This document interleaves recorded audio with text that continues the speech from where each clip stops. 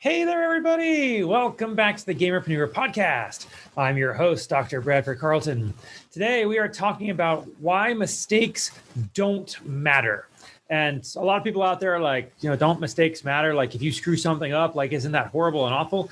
I mean, sometimes, but in the grand scheme of things, how often does a game come out with bugs? Right? Like there's a mistake in there somewhere. And yeah, we might lampoon the game a little bit, but the game will sell how the game sells. And, specifically, I wanted to talk about this because, E3 is going on as this is coming out. And I have had a heck of a time accessing E3's like business portal, the behind the scenes thing. It has been like just the biggest pain in the butt trying to get it. And, you have ESA and their big monolithic presence in the gaming space. And you'd expect them to be putting a bunch of money into this, making sure that their servers are top notch and their connections are firing right. And all of the magic techno babble that I have no clue about. Right. And which probably proves what I don't know what I'm talking about. But, day one of E3, I couldn't even log in until like 4 p.m. Like I literally was not able to access the E3 portal until almost the entire day was over. So I had to spend the day watching it on Twitch. I couldn't communicate with anybody, couldn't do anything. All right. Day two, I had access finally. I'm like, cool, I'm able to start checking stuff out. And then all of a sudden I started getting authentication issues. So I had registered and I got an authentication email saying you're all authorized to be part of E3. I'm like, sweet. And now it's like, you're not authorized to be part of E3. And that's really strange. Today, as I'm recording this, is Monday, right? I haven't been able to access it at all. It says I'm not authorized to view portions of the portal, but it won't let me log in, won't let me log out. Like, it's wonderful, right? So that's just one example. Here's another example. You would think with lots of money involved, with lots of people involved, with lots of clout and reputation on the line, mistakes would mean something like substantial. Like you have to avoid every single mistake possible. But not too, I guess it was before the pandemic. So I went to a presentation, $1,000 a ticket to get in. Okay. It was this room full of people. They all paid $1,000 a ticket to get in. And we're listening to this presenter. He's up there, he's writing on the whiteboard and he goes, I forget what my next point is. Give me just a second. And he's like, yeah, you know what? We'll just move on, figure something out. Well, maybe I'll come back to it. You would think $1,000 a ticket, he wouldn't forget what he was going to say. But mistakes happen, and ultimately, they don't matter. And it's really funny working with businesses because you have the range of people, right? You have the people who are like, yeah, bro, it doesn't really matter. Let's just put something out. And you got those people who are so uptight, you wonder how they pass gas. And there's everybody in between. Ultimately, the people who are so uptight and they're trying to avoid every single mistake they possibly can. They're delaying because, they don't want to put out a junk product. They're afraid what will people say. They're the ones who get screwed in business because the people who aren't quite whatever, let's put whatever out.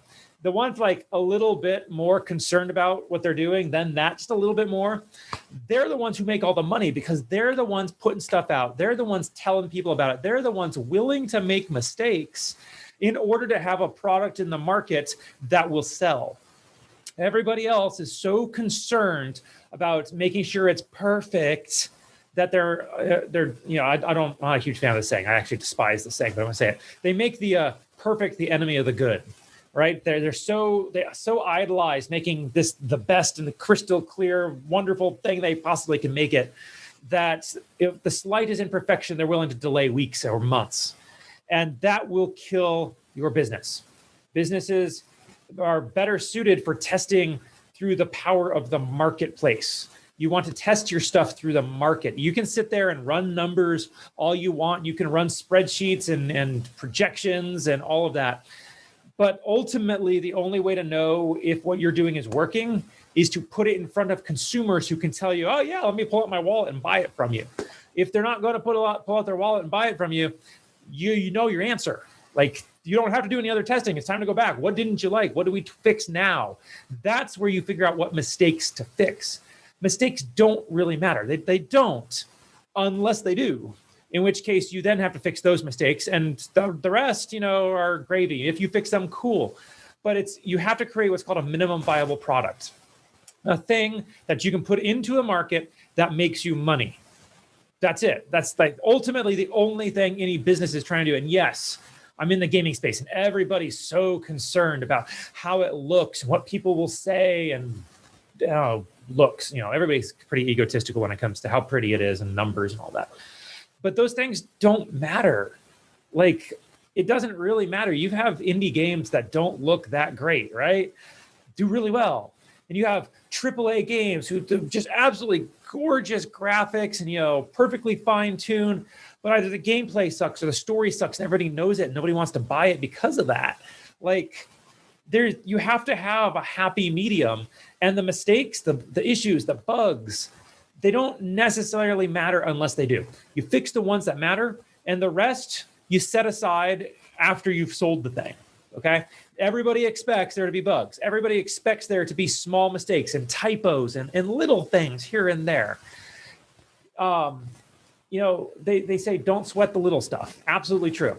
You don't sweat the little stuff. Now, conversely, in order to get good at something, you sweat the little stuff. And once you figure out all the little stuff, that's how you get good at the macro.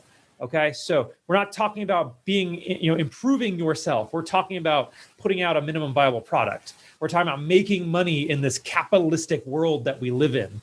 And so you create a product that will sell.